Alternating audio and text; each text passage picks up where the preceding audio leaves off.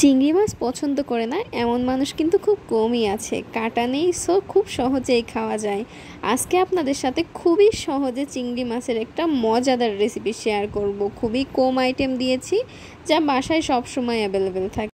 এই মজাদার আর সহজ রেসিপিটা শেখার জন্য তৈরি হয়ে যান। তার আগে চিংড়ি মাছ কিভাবে খুব সহজে পরিষ্কার করা যায় তার সহজ পদ্ধতি বলবো, আর কিছু টিপস অ্যান্ড ট্রিক্স দিয়ে দেব।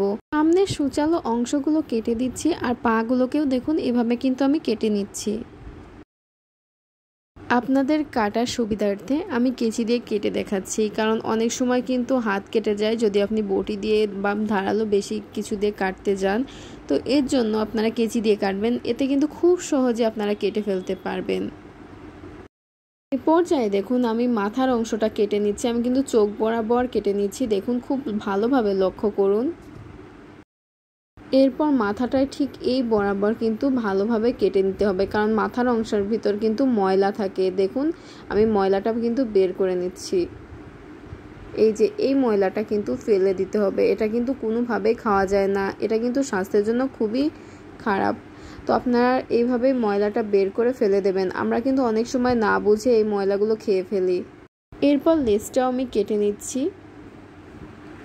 লেজটা কাটার পর কিন্তু পিছন দিক থেকে একটা নাড়ি মতো বের হয়, এটা কিন্তু অনেক বেশি ময়লা যুক্ত একটা জিনিস। তো অবশ্যই এটা কিন্তু বের করতে হবে। আপনারা খুব ভালোভাবে খেয়াল করলে দেখবেন এটা অনেক বেশি বড় হয়।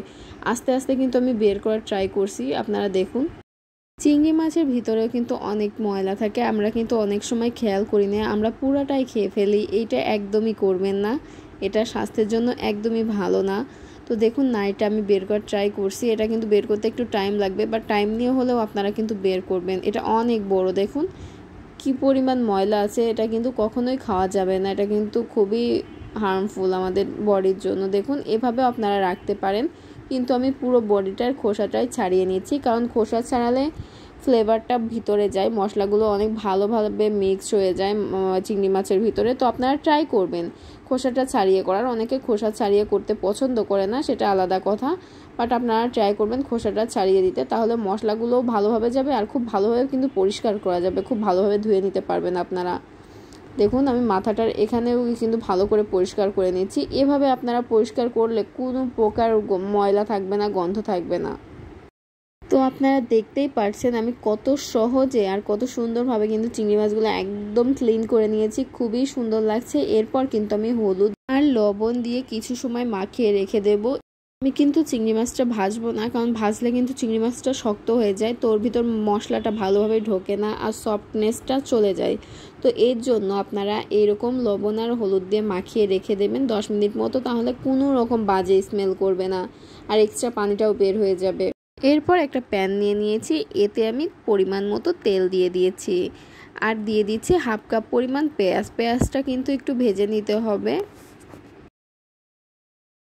এরপর দিয়ে দেব সামান্য পরিমাণ লবণ। লবণটা আপনারা আপনাদের টেস্ট অনুযায়ী দেবেন। এরপর আবার কিছু সময় ভাজতে থাকবো। পেঁয়াজের রঙটা যখন ব্রাউন কালার চলে আসবে তখন দিয়ে দেব 1 চামচ রসুন আর আদা বাটা। রসুনের পরিমাণটা কিন্তু বেশি ছিল, আর সামান্য পরিমাণ আদা দিয়ে দিয়েছি, এতে কিন্তু ফ্লেভারটা ভালো আসে। তো আপনারা অবশ্যই এইভাবেই ট্রাই করবেন বাসায়। খুব ভালোভাবে মিশিয়ে দিচ্ছি। এরপর 2 চামচ লাল মরিচের গুঁড়া দিয়ে দিচ্ছি, তারপর দিয়ে দেব 1 চামচ ধনিয়া গুঁড়া আর 1 চামচ জিরা গুঁড়া। এখানে কিন্তু আমি ভাজা জিরাটা ইউজ করেছি, ভাজা জিরা গুঁড়ো করে তারপর দেওয়া হয়েছে। তো এরপর আবার খুব ভালোভাবে মিশিয়ে নিতে হবে। দেখুন খুব ভালোভাবে কিন্তু আমি মিক্স করে নিচ্ছি।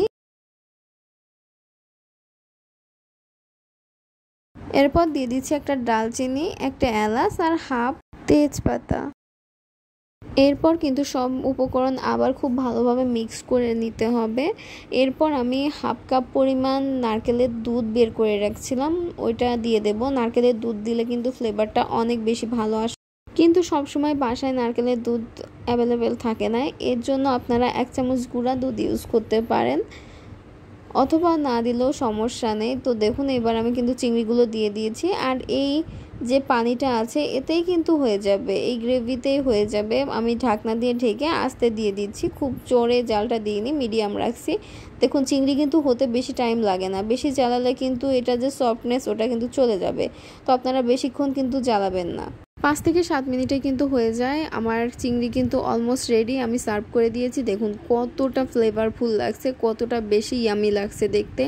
এটা যে এত বেশি টেস্টি, এত জুসি হয়েছিল, মানে মাশাল্লাহ অনেক বেশি টেস্টি। আপনারা বাসায় অবশ্যই ট্রাই করবেন এই রেসিপিটা। আর ভালো লাগলে কিন্তু একটা লাইক দেবেন, কমেন্ট করে জানাবেন যে কেমন হয়েছে। আর হ্যাঁ, যদি আমার চ্যানেলটাকে এখনও সাবস্ক্রাইব না করে থাকেন অবশ্যই সাবস্ক্রাইব করে পাশে থাকা বেল আইকনটি অন করে দেবেন। আল্লাহ হাফেজ।